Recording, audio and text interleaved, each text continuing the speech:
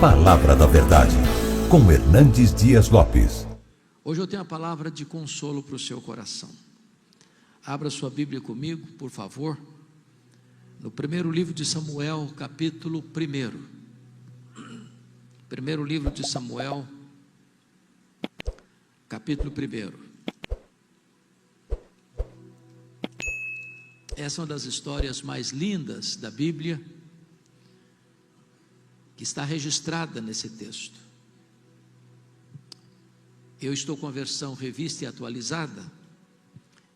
Essa versão diz assim: houve um homem de Ramataim Zofim, da região montanhosa de Efraim, cujo nome era Eucana, filho de Jeroão, filho de Eliú, filho de Tou, filho de Zufi, efraimita.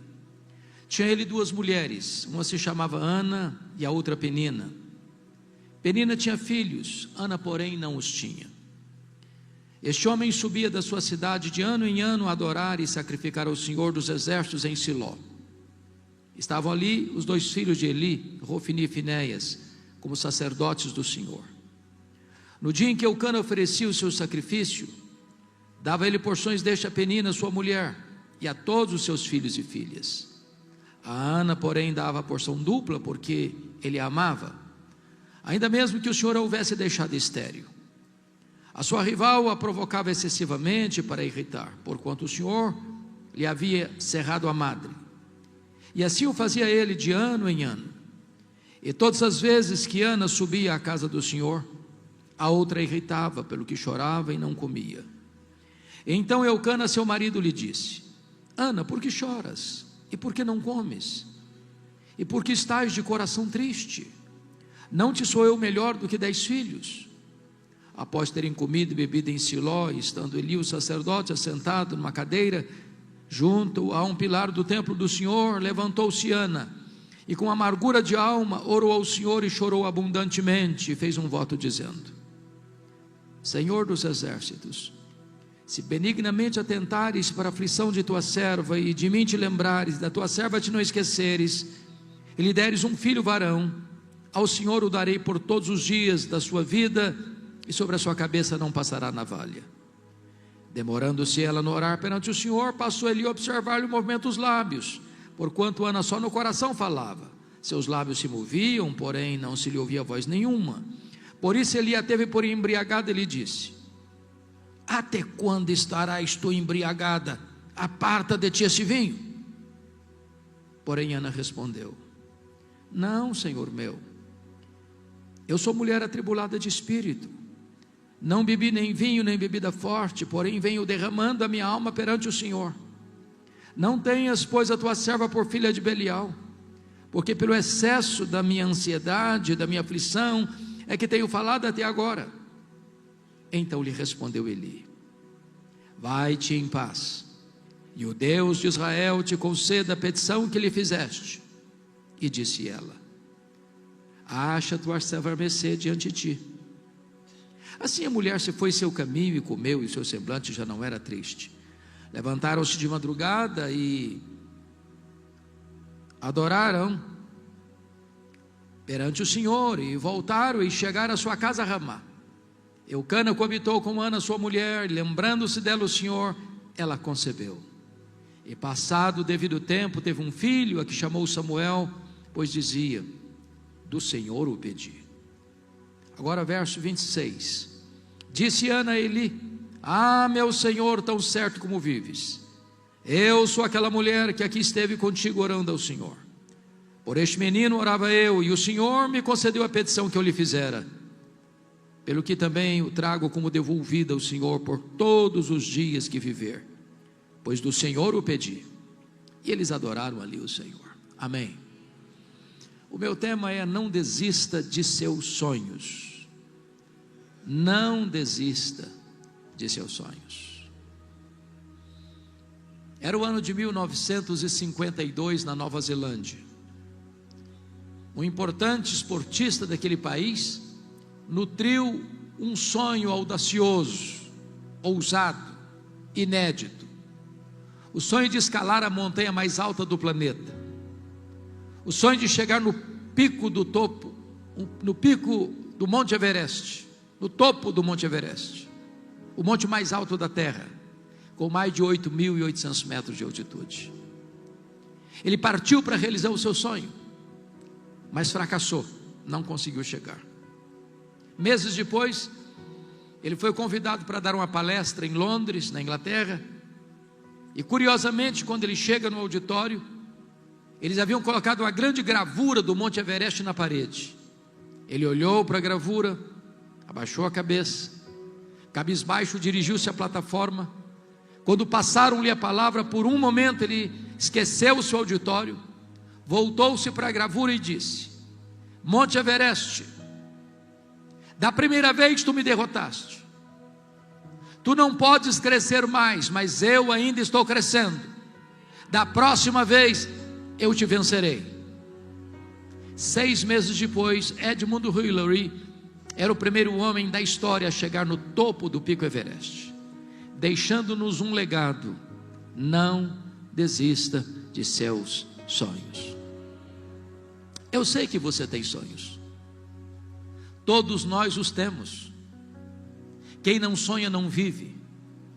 Quem desistiu de sonhar, desistiu de viver.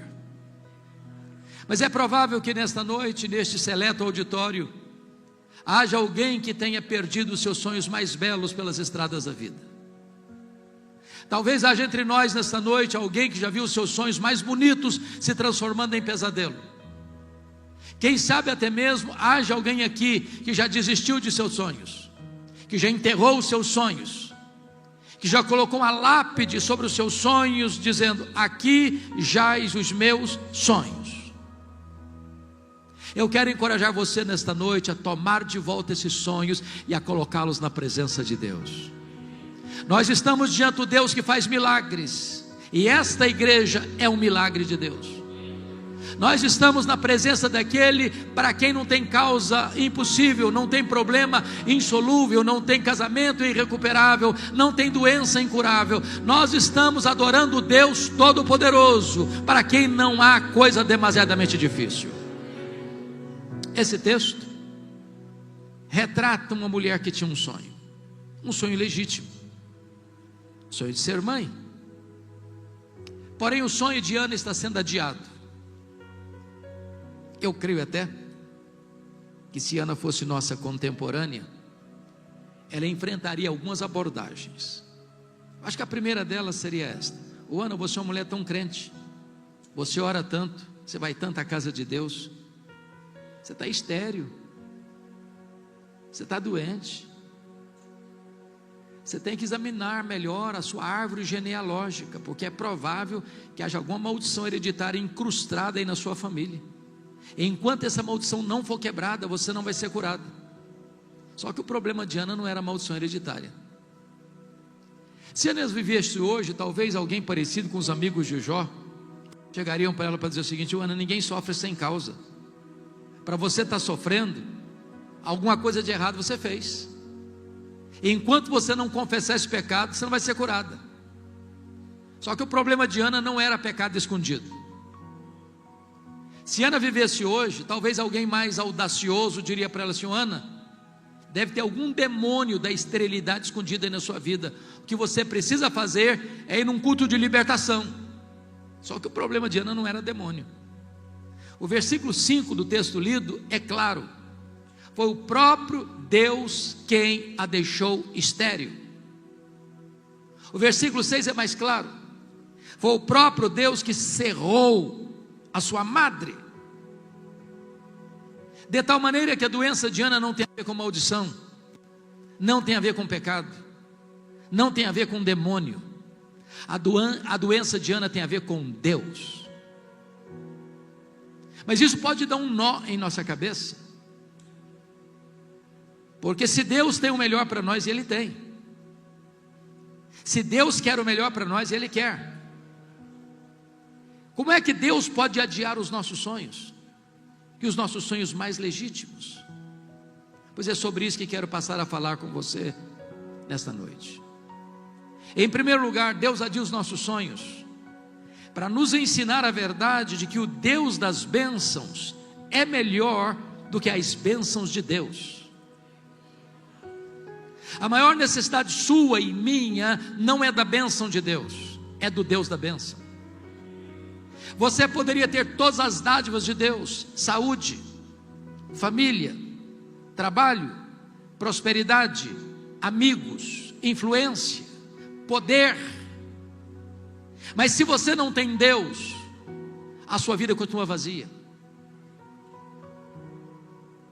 Nós estamos vivendo uma geração que tem transformado o evangelho de teocêntrico, cristocêntrico, para antropocêntrico. Às vezes é o homem que quer que a sua vontade seja feita no céu, em vez de desejar que a vontade de Deus seja feita na terra. Só que esse não é o evangelho. O evangelho não está centrado no homem. Você e eu não somos o centro do universo, Deus é. Segundo lugar, por que Deus adia os nossos sonhos? Deus adia os nossos sonhos para nos ensinar que tudo que temos, tudo que somos, veio de Deus, é de Deus e deve ser consagrado de volta para Deus. Ana disse para Eli: por este menino orava eu, pelo que o trago como devolvido ao Senhor por todos os dias da sua vida. Se Ana não tivesse entendido isso, ela teria feito de Samuel um ídolo na sua vida. A vida dela teria gravitado ao redor de Samuel.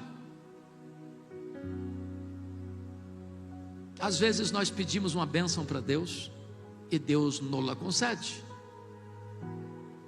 E às vezes nós transformamos aquela bênção num ídolo e substituímos o abençoador pela bênção.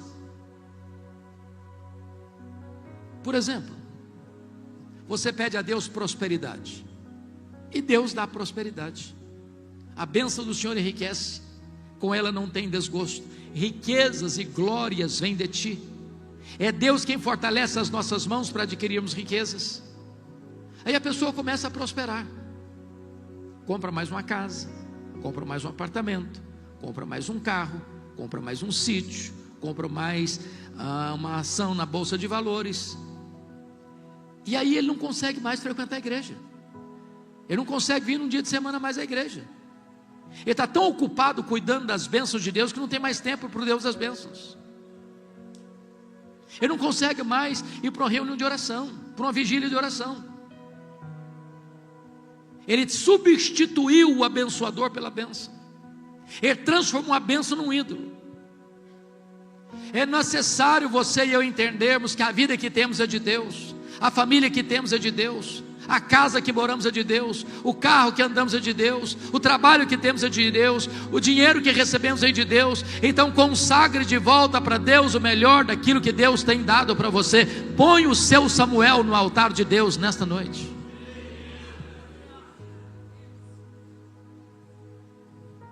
Quarto lugar,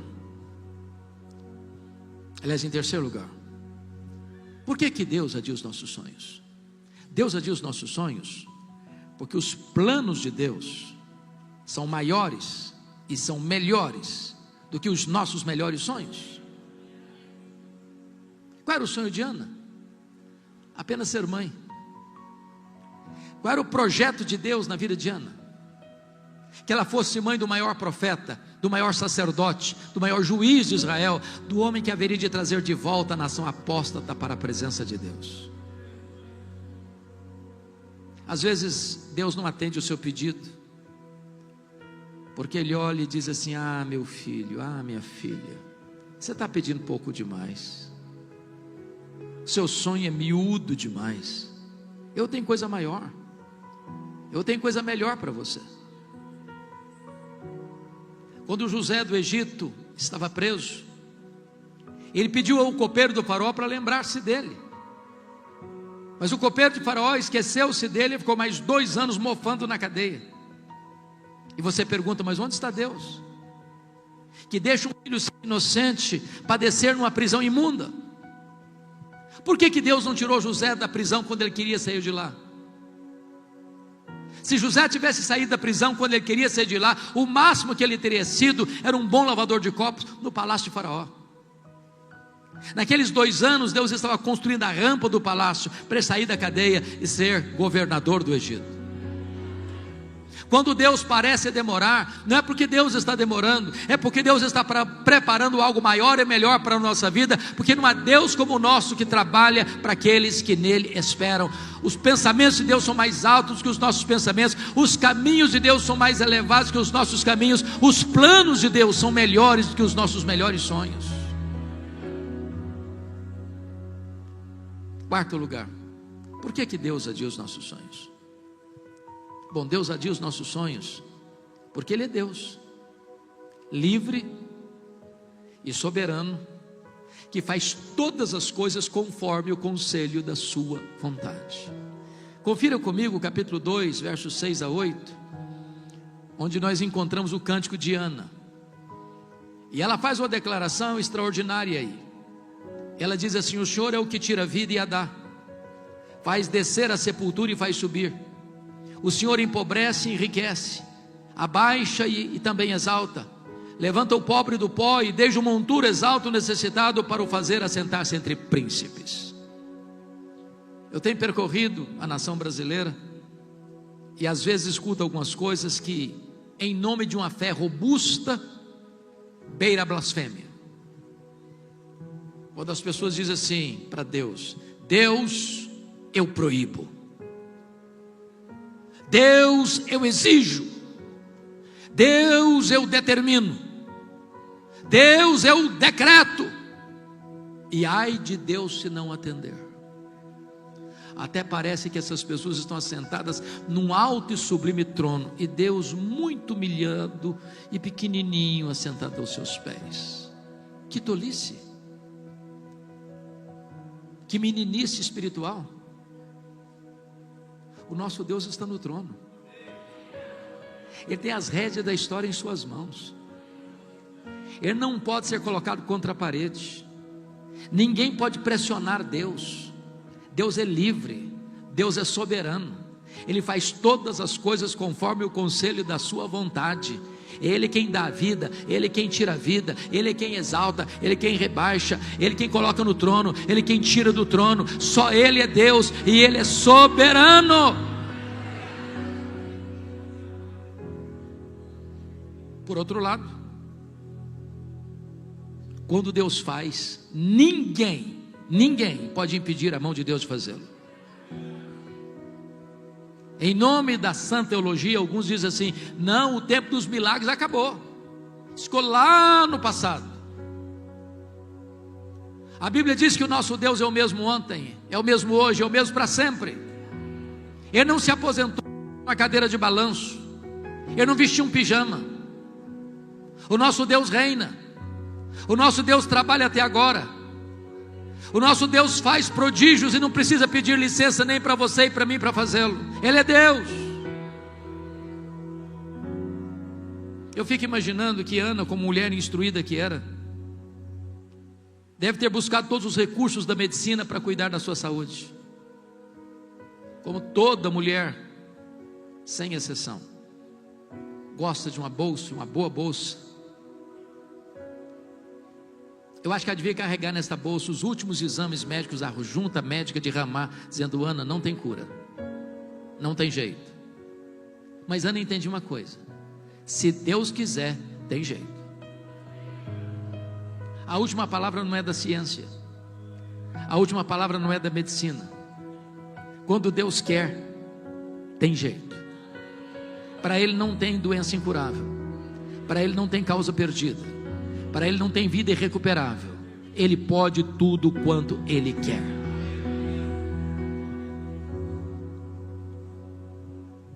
Eu estava numa visita pastoral lá em Vitória, num hospital da cidade.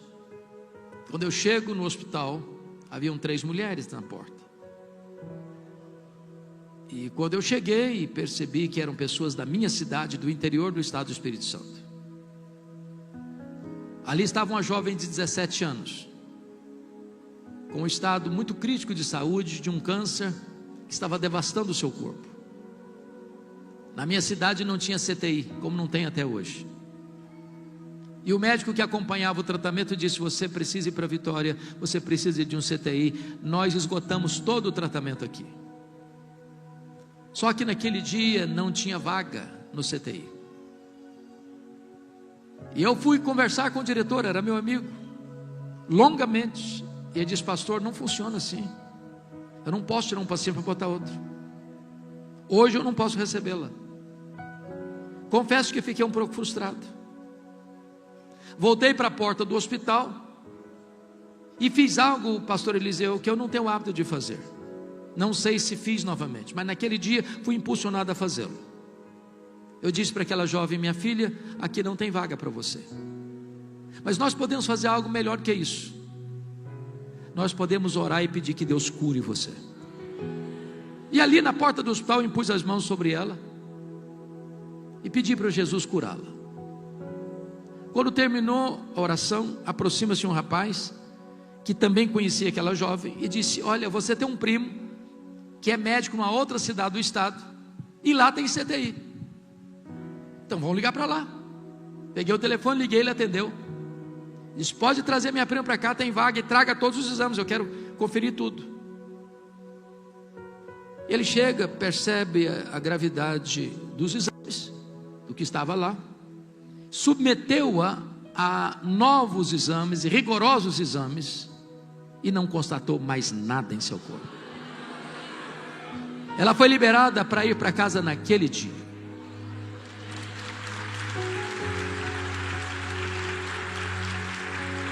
Isso tem mais de 20 anos. Mais de 20 anos. Nos últimos anos eu tenho pregado na minha cidade todos os anos, no período entre Natal e Ano Novo. O ano passado, pregando lá, depois do culto, tirando algumas fotos com algumas pessoas, aproxima-se uma senhora, muito bonita inclusive, e me fez uma pergunta que nunca se deve fazer a um pastor: o senhor se lembra de mim? Não faça mais essa pergunta para nenhum pastor, é constrangedora. Eu olhei bem para ela, olhei de novo, disse: minha irmã, só me perdoe, mas eu não estou lembrado da senhora não. Ela me disse: eu sou aquela moça que há mais de 20 anos o senhor orou por mim. Jesus me curou naquele dia e nunca mais eu tive qualquer sintoma daquela enfermidade. Quando Deus quer, tem jeito. Não estou lhe dizendo que todas as pessoas pelas quais eu oro, Deus vai curar. O que eu estou lhe dizendo é que se Deus quiser, tem jeito. Então não desista de seus sonhos.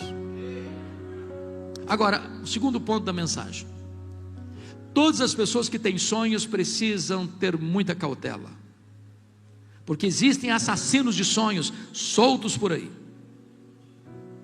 que querem matar os seus sonhos. E Ana teve que lidar com 3 assassinos de sonhos. A primeira pessoa que quis matar os sonhos de Ana foi a sua rival Penina. Diz a Bíblia que Penina irritava Ana, sobretudo quando Ana subia para a casa de Deus em Siló. Ela provocava Ana de tal maneira que Ana entrava numa espécie de tristeza crônica, começava a chorar, eu acho que até perdia o apetite, entrava em depressão. Eu não sei o que é que Penina dizia para Ana, mas de uma coisa eu tenho certeza: Penina não era uma mulher de Deus, porque gente de Deus não vive para infernizar a vida dos outros. Gente de Deus é bálsamo, gente de Deus é aliviador de tensões. Cuidado com as peninas da vida,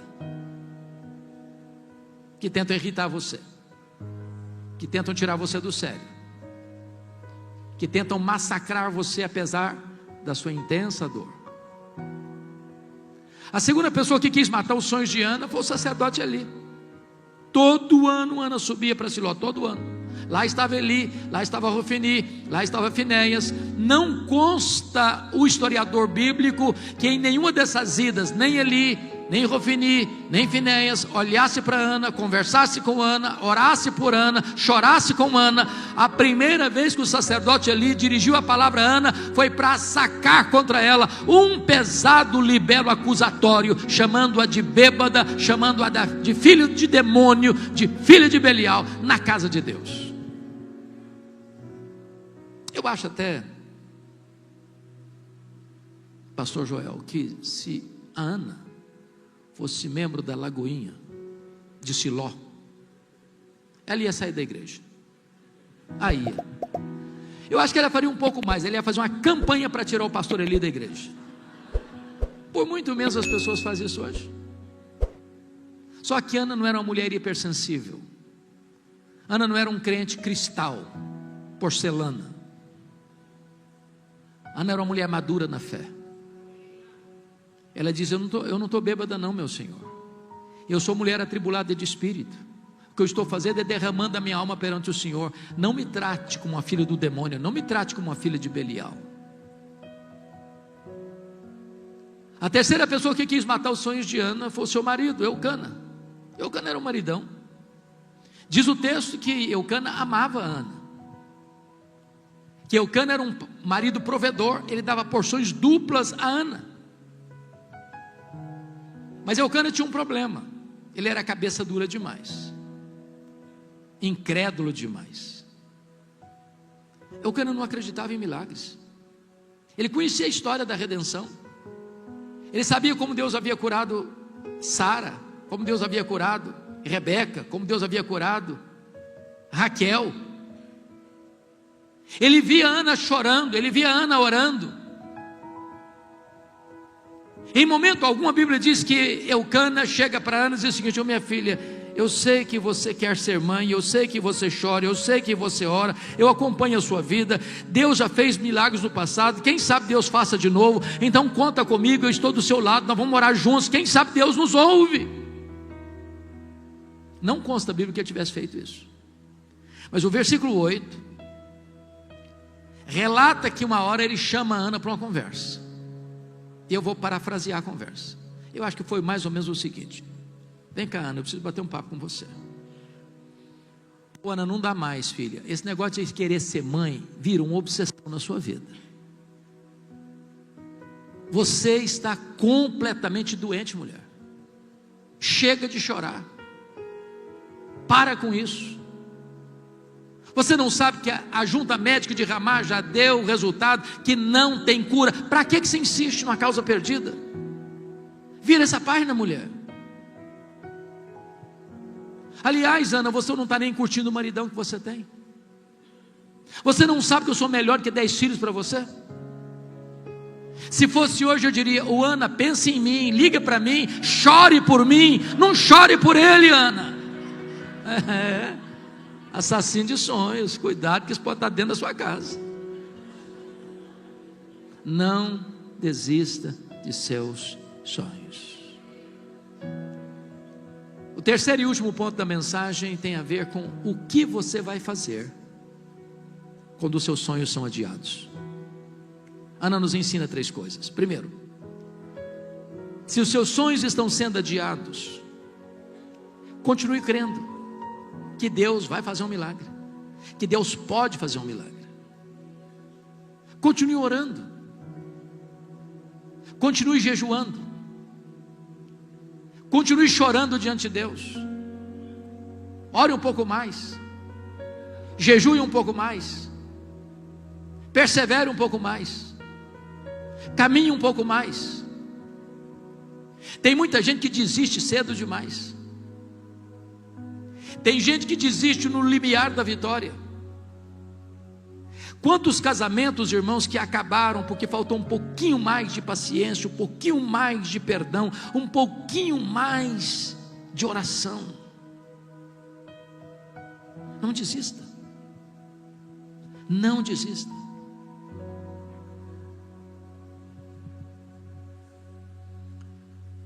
Norman Vincent Peale foi um pastor metodista.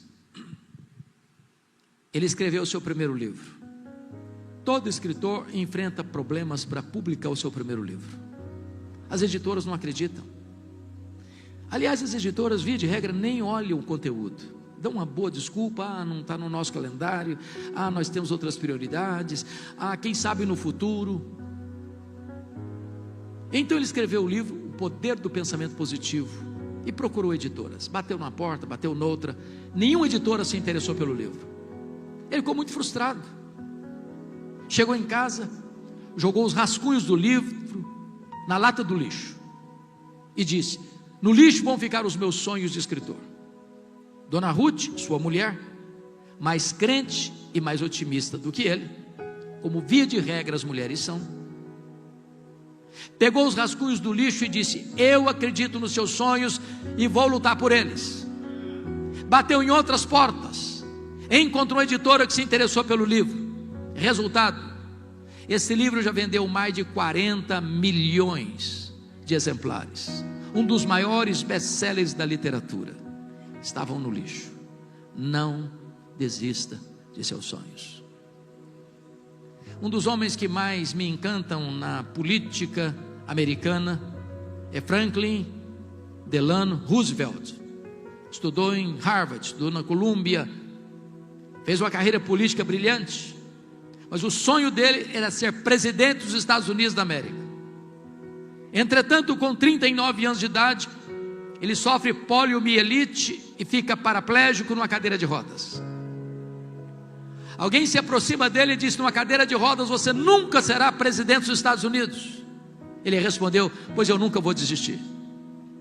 Foi o único homem até hoje na história americana que foi eleito e reeleito presidente dos Estados Unidos da América 4 vezes consecutivamente numa cadeira de rodas. Não desista de seus sonhos. A segunda coisa que Ana nos ensina, se você quer lutar pelos seus sonhos, é tomar posse das promessas da palavra de Deus.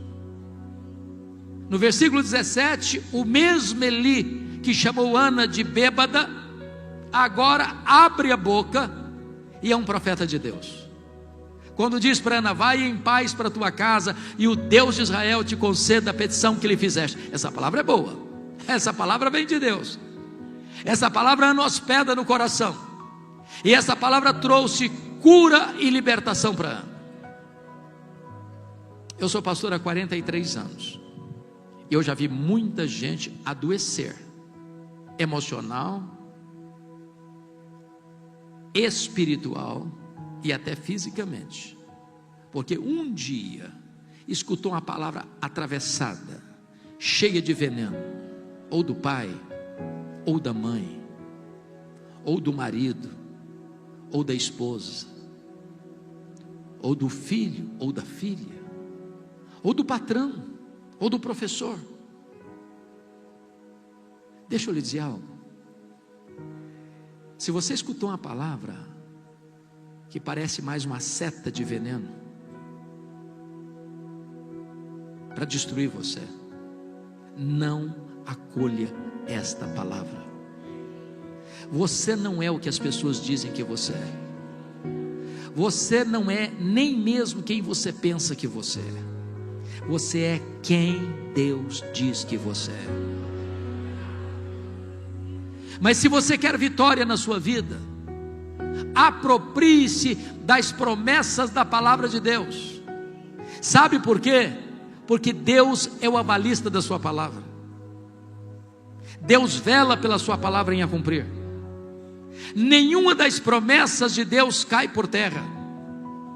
E notem vocês que Ana recebe 2 curas. A primeira cura dela aconteceu lá em Siló, quando ela tomou posse da promessa. Diz a Bíblia que o rosto dela mudou, que o semblante dela mudou, que a tristeza bateu asas, que a alegria voltou, que o brilho voltou, que a fé voltou, que a confiança voltou, e ali ela foi curada emocionalmente. Mas diz o texto que ela desce para Ramá, coabita com seu marido.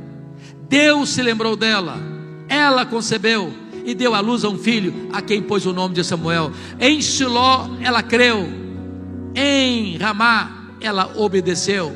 Em Siló ela tomou posse da promessa, em Ramá o milagre se historificou na sua vida. Notinha de rodapé, notinha de rodapé. Ana queria ser mãe, mas ela vivia chorando. Preste atenção nisso. Via de regra, um marido não tem muita atração por uma mulher que está com o rosto coberto de lágrimas. Ela queria ser mãe, mas ela afastava ainda mais o marido. E eu fico imaginando a cena. Quando ela desce de Siló, rosto bonito, sorriso largo. Quem sabe usou os melhores cosméticos, os melhores perfumes. E o Cano olhou para ele e disse: uau, hoje tem avivamento lá em casa.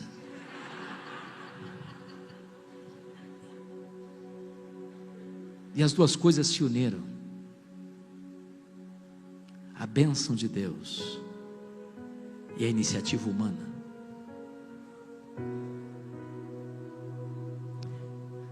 Mas a última coisa para fazer, se os seus sonhos estão sendo adiados, é o que Ana nos ensina: volte às trincheiras da luta.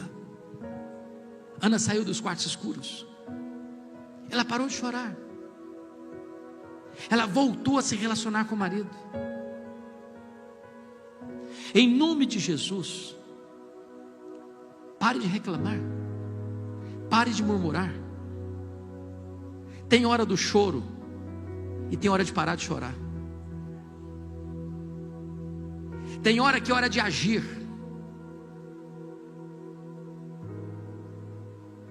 Lute pelo seu casamento, lute pela sua família, lute pelos seus filhos, lute pela sua casa.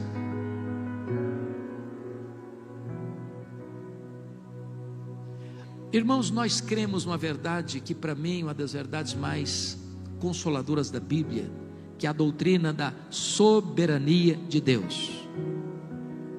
Quando você diz que Deus é soberano, você está dizendo o seguinte: eu não creio em acaso, eu não creio em sorte, eu não creio em coincidência, eu não creio em azar, eu não creio em determinismo cego, eu não creio em feitiço, eu não creio em olho gordo, eu não creio em macumba para crente. Eu creio que a mão de Deus dirige o meu destino.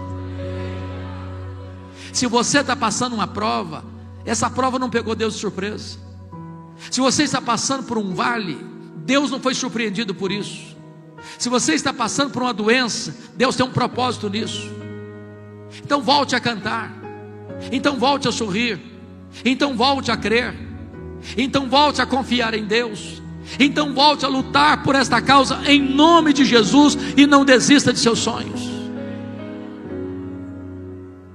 Há um autor que eu gosto de ler, e não obstante não ser um autor evangélico, Og Mandino. Se você não leu pelo menos o maior vendedor do mundo, vale a pena ler. Mas o que me chamou a atenção na vida desse homem não foi nem sequer um dos seus livros, foi a sua história, a sua biografia. Aos 35 anos de idade, Og Mandino estava falido, bêbado, caído numa sarjeta, abandonado pela esposa, pensando em suicídio. 10 anos depois, aos 45 anos, Og Mandino estava no topo da fama mundial, escrevendo livros lidos e traduzidos no mundo inteiro, ensinando as pessoas a viverem com otimismo. Ora, se um cara que não é crente consegue viver com otimismo, e você, que é filho de Deus, você que acorda e pode dizer: este é o dia que o Senhor fez, alegremo-nos e regozijemo-nos nele.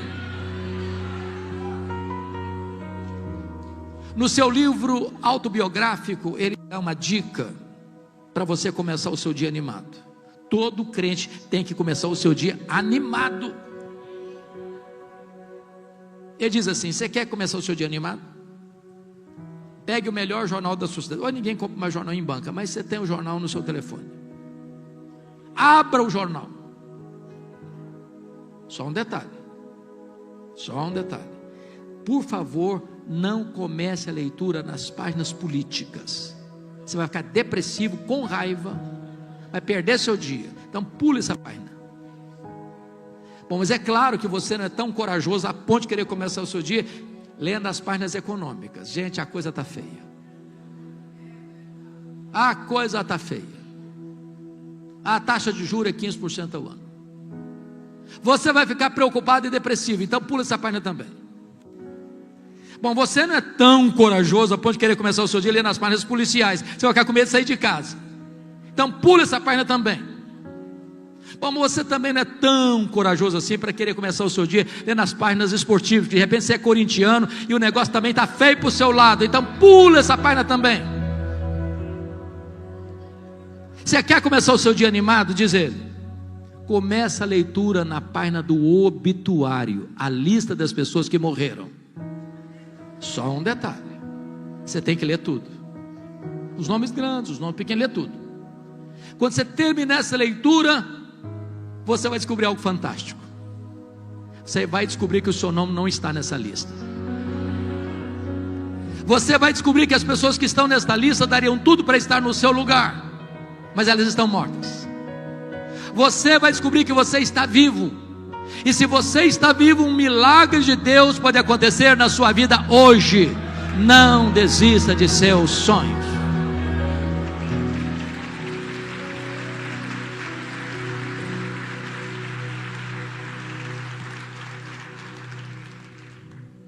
Esta mensagem tem um sabor especial para mim. Isso porque eu sou fruto de um sonho.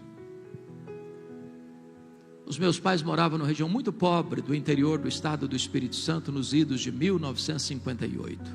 Não tinha estrada, não tinha carro, não tinha médico. Quando a pessoa ficava doente, ela precisava ser transportada numa padiola. Padiola é um lençol amarrado num varal, duas pessoas caminhando pela trilha. O posto médico ficava a 40 quilômetros. A minha mãe estava grávida do seu último filho, no estado adiantado de gravidez, quando caiu gravemente enferma. Meu pai sabia que ela não suportaria uma viagem de padiola de 40 quilômetros.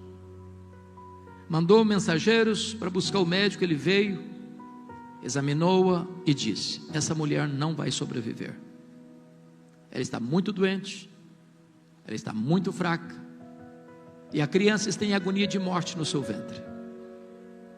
A única chance de salvar a mãe é sacrificar a criança. Se não tirar a criança, a mãe morre junto com a criança. Naquele impasse, a minha mãe tomou uma outra decisão. Disse: eu não abro mão desse filho, eu não desisto desse filho, eu estou pronta a morrer com ele, eu estou pronta a morrer por ele, mas eu não desisto dele. Naquela hora ela fez um voto para Deus e disse: meu Deus, se tu poupares o meu filho, eu consagro este filho para ti, para ser um pastor, para ser um pregador do evangelho. Deus ouviu a oração da minha mãe e eu nasci. Nasci na roça, trabalhando na enxada desde a minha mais tenra infância. Fui calçar o meu primeiro par de sapatos com 8 anos de idade, com as mãos calejadas. Onde eu morava não tinha escola, a não ser escola primária. Nunca ninguém tinha saído dali para fazer além de 4ª série primária. Com 8 anos de idade eu entrei na escola. Com 12 anos já tinha encerrado a minha carreira estudantil. Na minha casa não tinha livros, só tinha um dicionário velho, sujo, rasgado. Com 10 anos eu comecei a decorar as principais palavras daquele dicionário.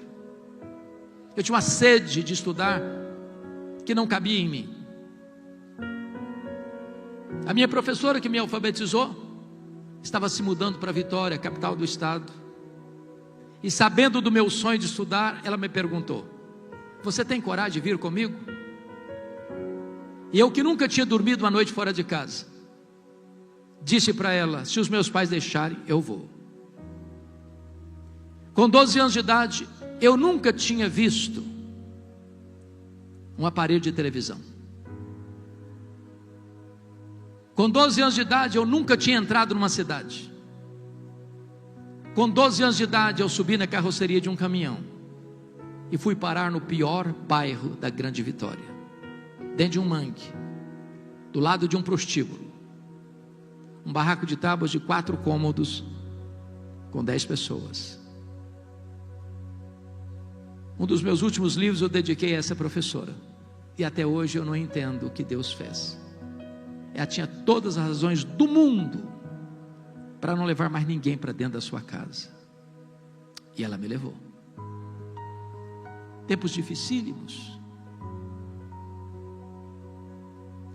Muitas vezes eu namorei um pão de sal, na vitrine de um botequim, com muita fome. E eu não tinha dinheiro para comprar um pão de sal para comer. Muitas vezes eu procurei farinha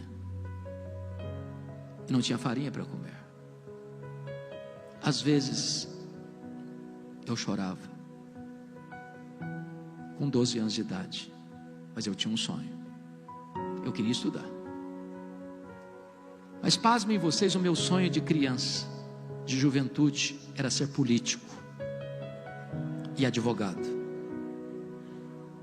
No dia que eu fiz 18 anos, eu que nunca perdi um comício por nada, tirei meu título e me filiei num partido.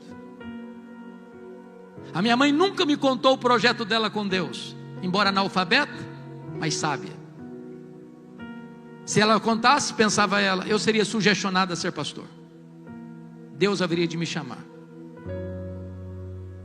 E um dia eu conversava com um presbítero, homem maduro na fé, e falava para ele que se no final da minha vida, depois que eu realizasse todos os meus sonhos de um político e de um advogado, eu entraria num seminário e encerraria minha carreira sendo um pastor.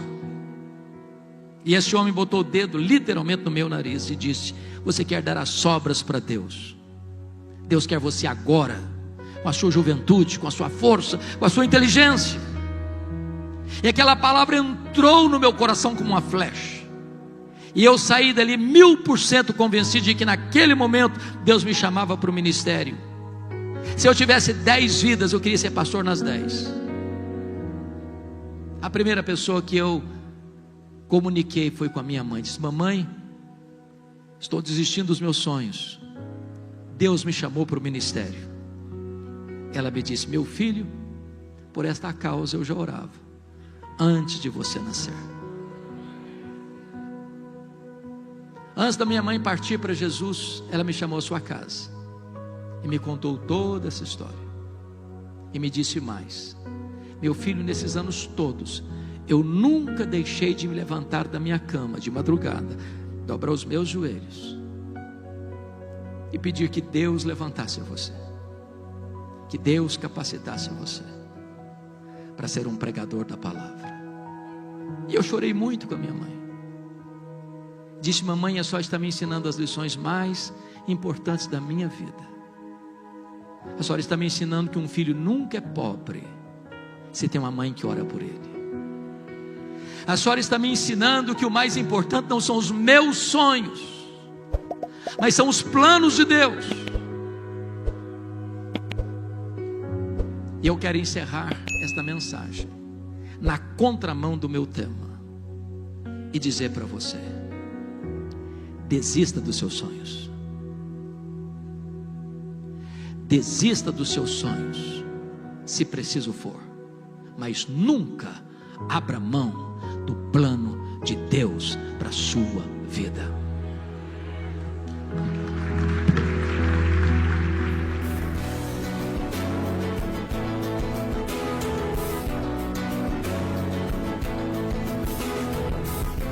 Palavra da Verdade, com Hernandes Dias Lopes.